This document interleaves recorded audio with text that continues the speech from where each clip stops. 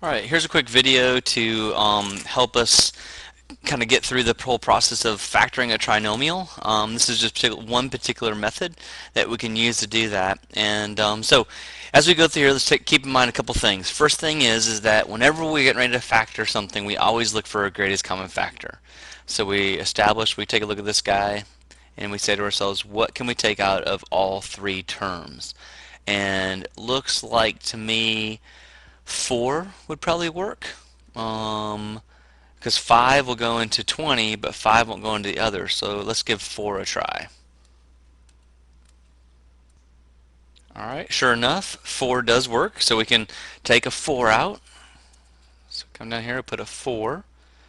We got a 4, and we got a 4.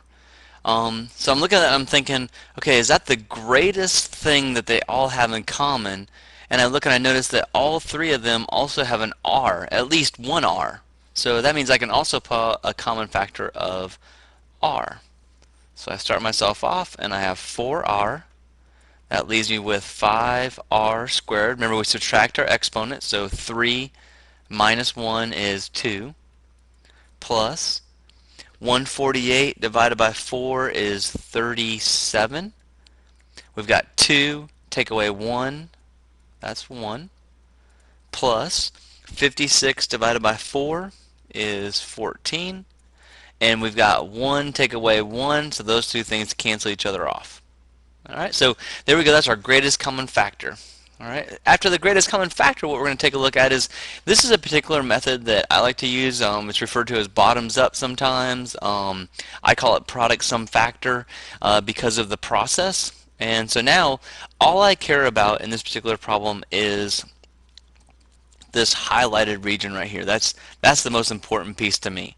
And so when I'm looking at that 4 out in front, it's just hanging out there. Alright, so step 1 of the product sum factor is I like to put a P, an S, and an F, which obviously stand for my product, my sum, and my factors. I've got my little guide right here. My product comes from taking my A times my C. So I take my A times my C. So 5 times 14, that's 70. So my product is equal to 70. My sum is the B term. So my sum is just that number right there. So in my particular case, my sum is 37. So now I say to myself, what are the factors of 70 that when added together or subtracted will give me 37? So I say 1 and 70, 2 and 35, 3 doesn't go into 70, 4 doesn't go into 70, 5 goes into 70 14 times, so 5 and 14. 6 doesn't go into 70, but 7 goes in there, 10 times. So out of that list right there of factors, what set of factors can be added or subtracted to give me 37? And the answer is 2 and 35. So now the next question is are they both going to be positive? Are they both going to be negative? Or what? So we've got 2 and so positive 2 plus 35. We've got negative 2 plus 35. We've got positive 2 minus 35. And we have negative 2 minus 35. So those are our 4 combinations that we could have. And we notice that the one that actually gives us 37 is going to be when they're both positive. So we can put a positive and a positive.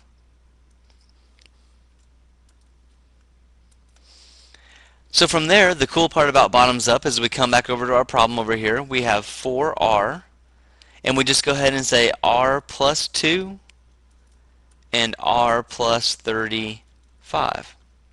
So we're almost done. Now we're at this step where we've got our factors, so we just did that. Now we've got this thing here where it says test my A value. So remember, my A value is my leading coefficient. So I'm going to put my leading coefficient underneath my 2 factors. So in this case here, my leading coefficient is 5. At this point, the 4R just keeps on traveling. It's called bottoms up because basically we look to see if the bottom will go up. So does 2 and 5 have anything in common? They don't, so we take that 5 and we move it out in front. So we get 5R plus 2. and r plus 7 because 5 divides into 35 7 times. And that right there are my factors of my polynomial.